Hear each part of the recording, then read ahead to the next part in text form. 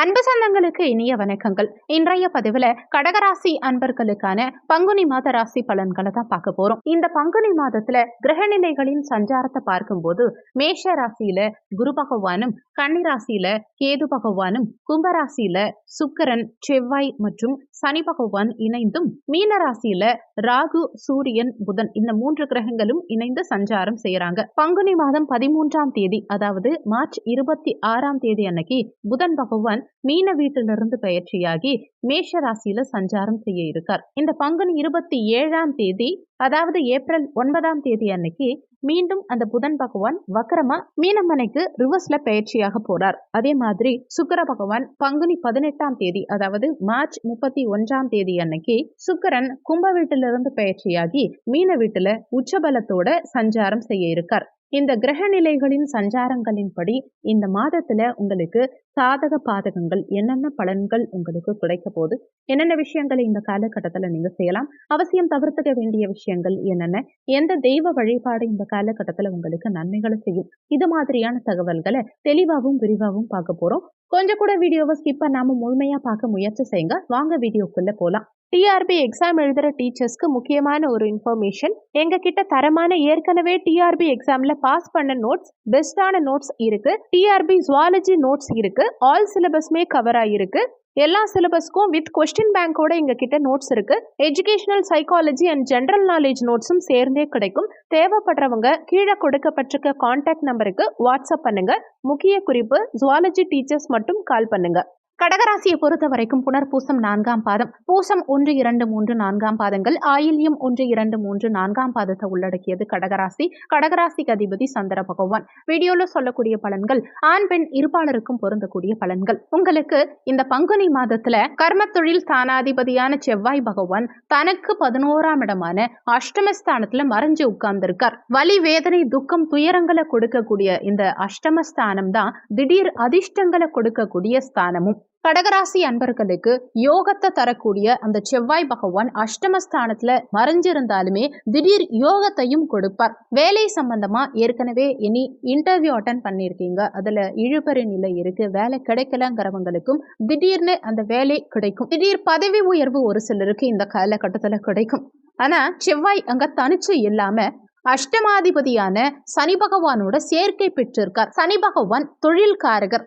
அவரோட 10க்குரியவர் செவ்வாயும் இணைவு பெற்றிருக்கும் காரணத்தினால சில அழுத்தம், பிரஷர், ஒர்க் ரீதியா சிலருக்கு கொடுக்கும். ஒரு சிலருக்கு சக ஊழியர்களுடைய ஒத்துழைப்பு இல்லாம இருக்கலாம், அல்லது வேலை பலு கொஞ்சம் அதிகரிச்சிருக்கலாம், உங்களுக்கு கூடுதல் பொறுப்புகள் கிடைக்கலாம். அதனால ஒர்க் பிரஷர் கொஞ்சம் ஜாஸ்தியாகிறதுக்கு இந்த காலகட்டத்துல வாய்ப்பு உண்டு. என்னதான் ஒர்க் பிரஷர், ஒர்க்லோடு ஜாஸ்தியா இருந்தாலுமே அவசரப்பட்டு மட்டும் இருக்கிற வேலையை விட்டுறாதீங்க.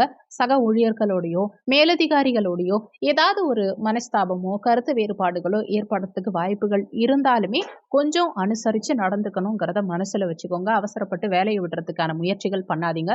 ஒரு வேலை மாறியே ஆகணும்னு நினைக்கிறீங்கன்னா இன்னொரு வேலை அமைச்சுக்கிட்டு அதுக்கப்புறமா இருக்கிற வேலையை விடுறதுதான் புத்திசாலித்தனம். அவசரப்பட்டு வேலையை விட்டீங்கன்னா வேலை சம்பந்தமா சில சிரமங்களையும் நீங்க எதிர்கொள்ள வேண்டி இருக்கலாம். தொழில் சார்ந்த விஷயத்துல இருக்கவங்களுக்கும், சொந்த தொழில் செய்யறவங்களுக்கும், ஓன் பிசினஸ் பண்றவங்களுக்கு கொஞ்சம் அலைச்சல் அதிகரிச்சே இருக்கும். பணம் சார்ந்த விஷயத்துல இந்த காலகட்டத்துல கொஞ்சம் கவனமா எச்சரிக்கையோட இருக்கணும். ஏன்னா ஒரு தொழிலை அபிவிருத்தி பண்ண போறீங்க, இல்லைன்னா புதுசா ஒரு பிசினஸ் ஸ்டார்ட் பண்ண போறீங்க அப்படிங்கிறவங்களும் இந்த காலகட்டத்துல கொஞ்சம் நிதானத்தை கடைபிடிக்கிறது நல்லது. உங்க சுயஜாதகத்திலையுமே உங்களுக்கு ஓன் பிசினஸ் பண்ணா நல்லா இருக்குமா, அதுக்கான அமைப்புகள் இருக்காங்கிறத ஜஸ்ட் செக் பண்ணிக்கோங்க. அதே மாதிரி இன்வெஸ்ட்மெண்ட் சம்பந்தமான விஷயங்கள்ல யோசிச்சு எந்த முடிவையும் எடுக்கிறது இந்த காலகட்டத்தில் உங்களுக்கு நல்லது. 3ஆம் நபர்களை நம்பி எந்த ஒரு விஷயத்திலையும் ஈடுபடக்கூடாதுங்கிறத மனசுல வச்சுக்கோங்க. கர்ம தொழில் ஸ்தானமான 10ஆம் பாவகத்துல குரு பகவான் சஞ்சாரம் செஞ்சுட்டு இருக்கார். 10ல குரு பதவியில மாற்றத்தை கொடுப்பார். அதனால குரு உங்களுக்கு தொழில் ரீதியாவோ வேலை ரீதியாவோ என்ன மாற்றத்தை கொடுத்தாலுமே வரும் மாற்றத்தை அப்படியே ஏத்துக்க முயற்சி செய்யுங்க. பாக்கிய தந்தை ஸ்தானமான 9ஆம் பாவகத்துல ராகு, புதன், சூரியன் இந்த 3 கிரகங்களும் இணைந்திருக்காங்க. இதனால தந்தை மூலமா உங்களுக்கு நல்ல அனுகூலங்கள் உண்டாகும். தந்தை காரகனான அந்த சூரிய பகவான் தந்தை ஸ்தானமான 9ஆம் பாவகத்திலே சஞ்சாரம் செய்யறதுனால தந்தை மூலமா இந்த காலகட்டத்துல உங்களுக்கு நிறைய அனுகூலங்கள் உண்டாகும். ஒரு சில அரசு உத்தியோகத்திலே இருக்கவங்களுக்கு திடீர் இடமாற்றங்கள் உண்டாகிறதுக்கான அமைப்புகள் உண்டு. நீங்க நினைச்சு பார்க்காத அளவுக்கு திடீர்னு ஒரு இடமாற்றத்தை ஒரு சிலருக்கு ஏற்படுத்தும். ஒரு சிலருக்கு திடீர் ப்ரமோஷன், பதவி உயர்வு, அனுகூலங்களை கொடுக்கும். என்னன்னா திடீர் அதிர்ஷ்டத்தையும் கொடுக்கும், கூடவே அலைச்சலையும் கொடுக்கும், டென்ஷன் பிரஷரையும் கொஞ்சம் இந்த காலகட்டம் ஏற்படுத்தும். என்னன்னா மனசுல ஏதாவது ஒரு ரீதியில வலி வேதனைகளை அனுபவிக்கக்கூடிய சூழலை கொடுக்கலாம். என்னன்னா குடும்பம் ரீதியாவோ, தனம் ரீதியாவோ அல்லது தொழில் ரீதியாவோ ஏதாவது ஒரு வலி வேதனைகளை, மன உளைச்சலை இந்த காலகட்டம் உங்களுக்கு கொடுக்கும்ங்கிறத மனசுல வச்சுக்கோங்க. முடிஞ்ச வரைக்கும் எந்த ஒரு புதிய விஷயத்த நீங்க செய்யறதா இருந்தாலுமே கொஞ்சம் யோசிச்சு எந்த விஷயத்தையும் செஞ்சுக்கோங்க. தன குடும்ப வாக்குஸ்தானமான 2ஆம் பாவகத்தை குரு பகவான் பார்க்கும் காரணத்தினால தன வருமானம் இந்த காலகட்டத்துல நல்லாவே இருக்கும். பொருளாதாரம் நல்லா இருக்கும். பொருளாதாரத்தை விரிவுபடுத்தக்கூடிய அமைப்பு உண்டாகும். புதிய ஒப்பந்தங்கள் இந்த காலகட்டத்துல ஒரு சிலருக்கு கிடைக்கும். ஆனாலுமே அந்த சனி பகவானும் இந்த தனஸ்தானத்தை பார்க்கும் காரணத்தினால பணத்தை கையாளும் விஷயத்துல மட்டும் கொஞ்சம் கவனமா இருந்துக்கோங்க. முன்பின் தெரியாதவங்களை நம்பி பணத்தை கொடுக்காதீங்க. அதே மாதிரி யாராவது இங்க இன்வெஸ்ட்மெண்ட் பண்ணா பெருசா லம்ப் அமௌண்ட் வரும், நிறைய வட்டி வரும் அப்படின்லாம் ஆசை வார்த்தை காட்டுறாங்கன்னா அவங்கள நம்பியெல்லாம் எங்கேயும் பணத்தை போடாதீங்க. ஒருவேளை எங்கேயாவது பணத்தை போட்டீங்கன்னா திரும்ப வராம போறதுக்கு நிறைய வாய்ப்புகள் உண்டு. பண இழப்புகள் ஏற்படுறதுக்கு வாய்ப்புகள் இருக்கிறதுனால நிதி சார்ந்த கையாளும் சமயத்துல கவனம், கூடுதல் எச்சரிக்கை இந்த காலகட்டத்துல தேவைப்படும். சனி பார்வை படும் இடம் கெடும். இந்த 2ஆம் இடம் குடும்பஸ்தானம். அப்போ சனி பகவான் பார்வை குடும்பஸ்தானத்தின் மீது விழும் காரணத்தினால குடும்பத்துல ஏதாவது சண்டை சச்சரவுகளோ, பிரிவினைகளோ, மனஸ்தாபங்களோ உண்டாகிறதுக்கு வாய்ப்புகள் இருக்கிறதுனால குடும்ப உறுப்பினர்கள் கிட்ட விட்டு கொடுத்து செல்ல பாருங்க. அதே மாதிரி குடும்ப விஷயங்களை அந்நிய நபர்கள் கிட்ட, வெளிநபர்கள் கிட்ட யாருக்கிட்டையுமே குடும்ப விஷயங்களை சொல்லாதீங்க. கணவன் மனைவியும் இந்த காலகட்டத்துல ஈகோ பார்க்காம ஒருவருக்கொருவர் விட்டு கொடுத்து செல்ல பாருங்க. குடும்ப உறுப்பினர்கள் கிட்டையும் அனுசரித்து நடந்துக்க பாருங்க. முக்கியமா உங்க குடும்ப விஷயங்கள்ல மத்தவங்களுடைய அந்நிய நபர்களுடைய குறுக்கீடு, தலையீடு இல்லாம பாத்துக்கோங்க. அதே மாதிரி நீங்களும் மத்தவங்க குடும்ப விஷயத்துல தலையிடாம இருக்கிறது இந்த காலகட்டத்துல உங்களுக்கு நல்லது. முயற்சி ஸ்தானம், உபஜயஸ்தானம், இளைய சகோதர ஸ்தானம், தைரிய வீரிய ஸ்தானமான 3ஆம் பாவகத்துல கேது பகவான் சஞ்சாரம் செய்கிறது சிறப்பு. ஞானகாரகன் கேது பகவான் புதனுடைய வீட்டுல, புத்திகாரகனான புதனுடைய வீட்டுல இருக்கிறது விசேஷம். கேது பகவான் உங்களுக்கு சில உள்ளுணர்வுகளை கொடுப்பார். ஏதாவது ஒரு விஷயம் செய்யறீங்கன்னா இது செஞ்சா உங்களுக்கு நல்லது, இது செஞ்சா கெட்டது நடக்கும், இது சரி இது தவறு அப்படிங்கிறத பிரிச்சு பார்க்கக்கூடிய ஒரு உள்ளுணர்வை கேது பகவான் உங்களுக்கு ஏற்படுத்துவார். அதனால உங்க மனசு என்ன சொல்லுதோ அதை கேட்டு நடந்துக்கிட்டீங்கன்னா இந்த காலகட்டத்துல உங்களுக்கு சிறப்பு. அதே மாதிரி சுகத்தாயார் ஸ்தானமான 4ஆம் பாவகத்தை பாக்கியாதிபதி தொழில் ஸ்தானத்துல அமர்ந்து சுகஸ்தானத்தை பார்க்கறது விசேஷம். குரு பகவானுடைய பார்வையின் காரணமா சுகபோகங்களை பெருக்கிக்கிறதுக்கு உண்டான வாய்ப்புகள், சந்தர்ப்ப சூழ்நிலைகள் இந்த காலகட்டத்துல உங்களுக்கு பிரமாதமா அமையும். அதாவது இடம் வாங்கணும், பூமி மனை வாங்கணும், வண்டி வாகனங்கள் வாங்கணும், வீடு கட்டணும் அப்படின்னு நினைக்கிறவங்களுக்கு இந்த காலகட்டத்துல உங்க எண்ணங்கள் ஈடேறும். நீண்ட காலமா உங்களுக்கு நல்ல ஒரு லொகேஷன் அமையல, நல்ல இடம் அமையல, இல்ல நீங்க எதிர்பார்த்த மாதிரி ஒரு வீடு உங்களுக்கு கிடைக்கல, இல்ல வீடு கட்டத்திலையும் இதுவரைக்கும் தடங்கல்கள் இருந்துகிட்டே இருக்கு, இடம் வாங்குறதுல தடங்கல்கள் இருக்கு, வண்டி வாகனங்கள் வாங்குறதுல தடங்கல்கள் இருக்கு அப்படின்னா இந்த காலகட்டத்துல அந்த தடங்கல்கள் எல்லாமே நீங்கி வீடு கட்டக்கூடிய அமைப்பையும், வண்டி வாகனங்கள் வாங்கக்கூடிய அமைப்பையும், இடம் பூமி மனை இதெல்லாம் வாங்கக்கூடிய அமைப்புகளையும் கொடுக்கும். ஒரு சிலர் ஏற்கனவே இருக்கிற பழைய வாகனங்களை கொடுத்துட்டு புதுசா வாகனங்கள், வண்டி வாகனங்கள் வாங்குறதுக்கு உண்டான அமைப்புகளை கொடுக்கும். ஒரு சிலர் இப்போதைக்கு 2 வீலர் வச்சிருக்கீங்க, கார் வாங்கணும்னு ஆசைப்படுறீங்கன்னா இந்த காலகட்டத்துல நிச்சயமா நீங்க எதிர்பார்த்த மாதிரி, மனசுக்கு பிடிச்ச மாதிரி நல்ல வண்டி வாகனங்கள் வாங்கக்கூடிய அமைப்புகளையும் கொடுக்கும். ஒரு சிலருக்கு நீண்ட காலமா வீடு ஏற்கனவே கட்டிக்கிட்டு இருக்கீங்க, ஆனா தடையா இருக்கு, வீடு கட்டுறதுல கட்டுமான பணிகள்ல தடங்கல்கள் இருக்குங்கிறவங்களுக்கு இந்த காலகட்டத்துல நின்ற அந்த கட்டுமான பணிகளை எடுத்து செய்யக்கூடிய, மீண்டும் கட்டுமான பணிகளை தொடங்கறதுக்கு உண்டான அமைப்புகளை ஏற்படுத்தும். ஆனாலுமே பத்திரப்பதிவுக்கு காரகத்துவம் வைக்கக்கூடிய 3ஆம் பாவகத்து அதிபதி புதன் பகவான் பாக்கிய தந்தை ஸ்தானமான 9ஆம் பாவகத்துல நீச்சமாய் இருக்கும் காரணத்தினால பத்திரப்பதிவு சார்ந்த விஷயங்கள்ல ரொம்ப கவனமா இருந்துக்கோங்க.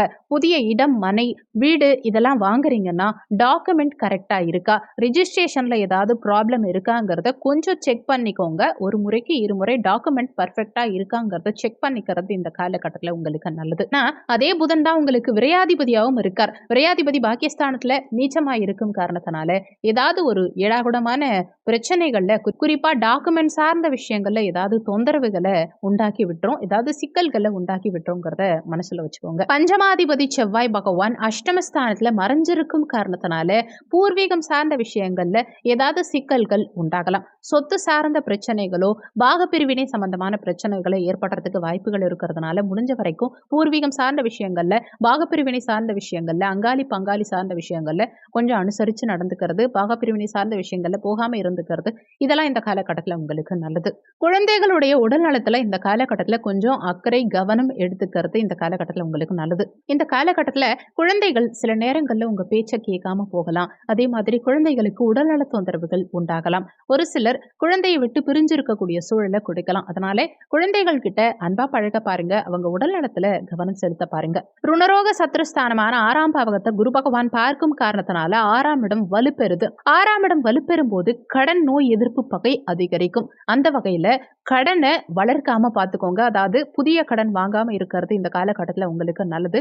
நீங்களும் யாருக்கும் கடன் கொடுக்க வேண்டாம். நம்பி எங்கேயாவது பணம் கொடுத்தீங்கன்னா பணம் வராம போகலாம். அதே மாதிரி நோய் தாக்கங்கள் கொஞ்சம் அதிகரிக்கும். குறிப்பா வயிறு சார்ந்த உபாதைகள், மஞ்சள் காமாலை, செரிமான தொந்தரவுகள், இது மாதிரியான தொந்தரவுகள் ஏற்படுறதுக்கு வாய்ப்புகள் இருக்கிறதுனால உடல்நலத்துல கொஞ்சம் கவனம் எடுத்துக்கிறது இந்த காலகட்டத்தில் உங்களுக்கு நல்லது.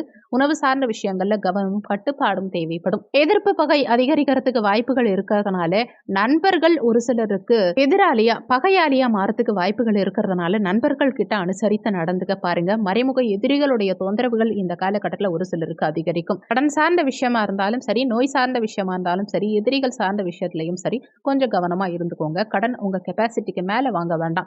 என்னதான் மத்தவங்க கடன் கொடுத்தாலுமே உங்க லெவலுக்கு, உங்க தகுதிக்கு ஏத்த மாதிரி கடன் வாங்க பாருங்க. ஒரு சில இடங்கள்ல ஏதாவது எதிர்ப்பு வந்தா அதை விட்டு விலகி செல்வது இந்த காலகட்டத்தில் உங்களுக்கு நல்லது. எதிர்ப்பு இருந்தா அந்த இடத்துல நான் எதிர்த்து பேசி போராடி ஜெயிக்கிறேன் அப்படின்னு யோசிக்காம எதிர்ப்பு இருக்கிற இடத்துல இருந்து நீங்க விலகி வந்துடுறது இந்த காலகட்டத்தில் உங்களுக்கு நல்லது. கூட்டு தொழில இருக்கவங்க கொஞ்சம் கூட்டாளிகள் கிட்ட அனுசரித்து செல்வது இந்த காலகட்டத்தில் உங்களுக்கு நல்லது. அதே மாதிரி கணக்கு வழக்குகளையும் சரியா வச்சுக்க பாருங்க கூட்டாளிகள் வகையில.